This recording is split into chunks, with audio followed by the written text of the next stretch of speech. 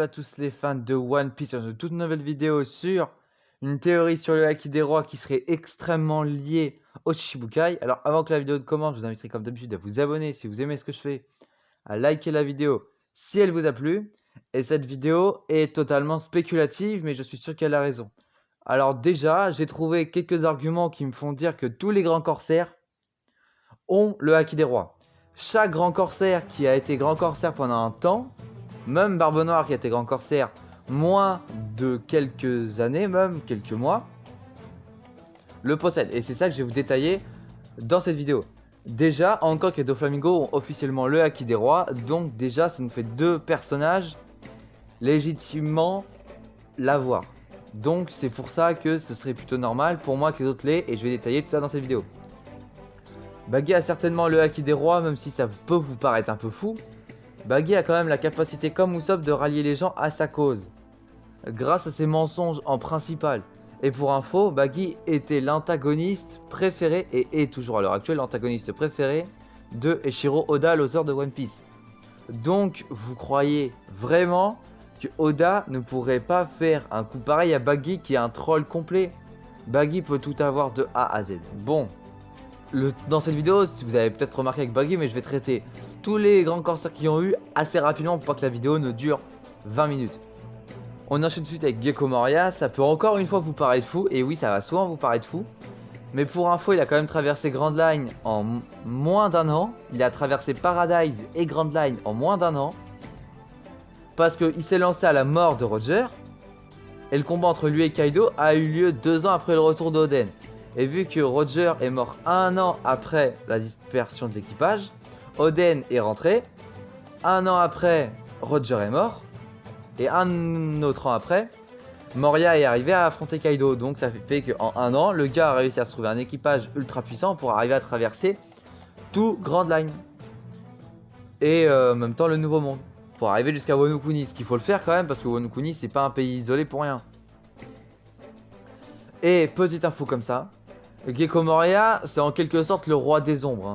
Je vous le dis tout de suite, avec son Shadow Asgard. Et sachant qu'en plus, pour combattre Kaido pendant un long moment, je pense qu'il faut au minimum avoir le Haki des Rois. Même si Moria, quand on l'a vu contre Luffy, ils avaient pas le même level, hein. Parce que déjà Moria, juste il avait pris du poids. Et maintenant il combattait quasiment plus. Donc excuse-moi de te dire, il avait dû perdre en niveau. On enchaîne tout de suite avec Crocodile. Alors pour Crocodile, c'est obligé qu'il l'ait. Pour la simple et bonne raison que c'est le Doflamingo du Nouveau Monde, on va dire ça comme ça. Crocodile, c'est dans la première partie de Grand Line Paradise. Et Doflamingo, c'est dans la deuxième partie de Grand Line, le Nouveau Monde, le Shinsekai. Et il faut pas oublier qu'à l'heure actuelle, il a au minimum le niveau de 3ème commandant. Parce que le gars a un Logia, contrairement à Doflamingo qui a un Paramecia. Donc déjà, ça lui donne un plus gros potentiel. On a vu qu'à Marineford, il y a eu un échange de coups, ça se termine en jeu égal. Et faut pas non plus oublier qu'à ce moment-là, il n'avait pas de Haki, à part celui du contraire. Et que maintenant, s'il a même pas éveillé le Haki de l'armement et de l'observation, juste s'il l'a, tu vois, et ben il a un niveau de puissance qui est quand même balèze, sachant qu'il a quand même un Logia. Et un Logia, c'est pas n'importe quoi quand même, hein. Trouvez-moi un Logia qui est ultra faible, à part Smoker, parce que son Logia ne peut pas mettre de dégâts vu que c'est de la fumée, mais sinon, tous les autres, ils sont quand même balèzes, hein. Ener, c'est pas n'importe qui. On enchaîne tout de suite avec Jinbei. Alors pour Jinbei, franchement, j'ai pas besoin d'aller très très loin. Parce que déjà, ce sera le 3ème ou 4ème commandant de Luffy, comme j'ai expliqué dans ma petite vidéo sur Yamato. Après, ce sera sûrement l'homme poisson le plus puissant quand Luffy sera roi des pirates et qu'il sera son prime. Donc à ce niveau-là, l'homme poisson le plus puissant, un des commandants du roi des pirates, je vois pas pourquoi est-ce qu'il ne l'aurait pas. Ça me paraîtrait vraiment louche. Sachant que le paladin des mers, ça veut quand même dire beaucoup de choses quand même sur lui, hein. Juste son surnom, ça peut faire entendre qu'il puisse le posséder. On enchaîne tout de suite avec l'eau. Bon, alors l'eau, je pense que ça va être le plus rapide parce que c'est le prochain Shiki, même si ça fait pas plaisir à tout le monde. Faut l'admettre. Luffy, c'est Roger, excusez-moi de vous le dire. Comment dire, Kid, c'est le nouveau Barbe Blanche. Très clairement, il n'y a pas plus simple. Et l'eau, c'est sûr à 100% que c'est le nouveau Shiki. Mais même si ça vous dirait pas, en fait, à partir du moment où Zoro a le Haki des Rois, même si Zoro, si Shiki, si Shiki c'est le nouveau Law, bon l'inverse, vous m'avez compris, si Law c'est le nouveau Shiki. Shiki avait le niveau d'un Yonko comme Zoro, donc Zoro là, pourquoi pas Shiki, sachant que Shiki avait le niveau, de Yonko et possédait quand même une putain d'armada. Donc s'il a pas le Haki des Rois, je vois pas pourquoi Don Shinjao ou Katakuri devraient l'avoir. En plus, c'est le trio de tête des capitaines Supernova, donc c'est pas non plus n'importe qui. Hein. En prochaine position, c'est Bartholomew Kuma. Alors là, ça peut encore en surprendre certains, mais laissez-moi vous expliquer.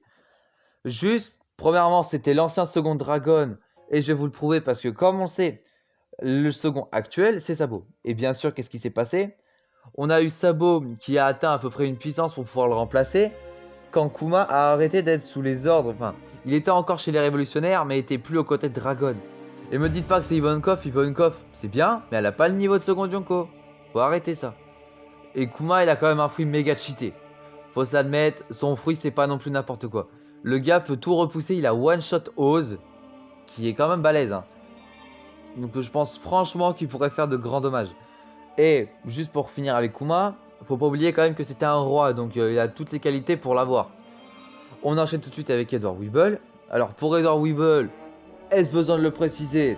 Le gars est proclamé fils de Barbe Blanche, et si c'est réellement son fils, j'ai pas besoin d'aller plus loin.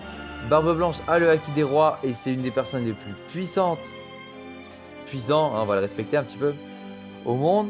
Alors logiquement, son fils doit avoir le Haki des Rois, comme Roger avait le Haki des Rois qu'il a transmis à Ace, comme Dragon a le Haki des Rois qu'il a transmis à Luffy.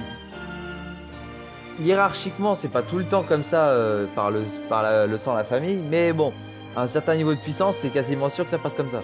Et puis Edward Weeble, le gars, il est comparé à un Barbe Blanche jeune, donc j'imagine même pas. Après, je vais en contredire certains qui se disent que le gars a minimum le niveau d'un amiral, il est considéré. Edward Weevil, il s'appelle comme ça, moi, mais bon, Weeble si vous préférez. Un Barbe Blanche jeune. Sauf que le truc qu'il faut surtout se dire, c'est que Barbe Blanche jeune, on sait pas s'il avait son fruit du démon, genre à 18 ans. Donc c'est bien de le proclamer à 18 ans, sauf qu'à tout moment, le seul truc qu'il a, c'est sa force physique. Donc c'est pas non plus...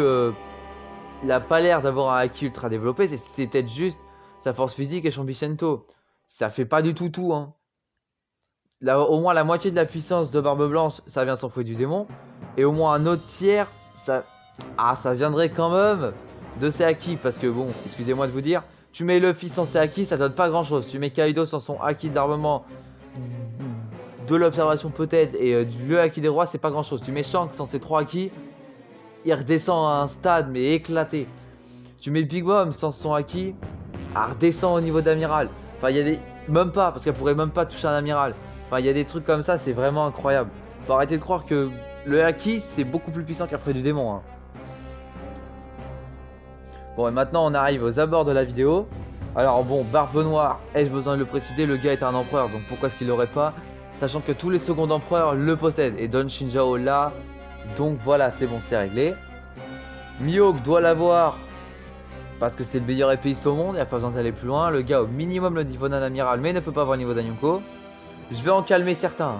Garp a dit que les 3 seuls pirates capables de rivaliser avec Barbe Blanche, c'est Kaido, Big Mom, Shanks. Il a parlé de pirates. Donc si on parlait en globalité, Dragon aurait été dedans, ça c'est sûr. Mais les grands corsaires, c'est quoi? C'est des pirates approuvés par le gouvernement, donc Mihawk est pas dedans, donc c'est réglé. Il n'y a plus de débat possible donc.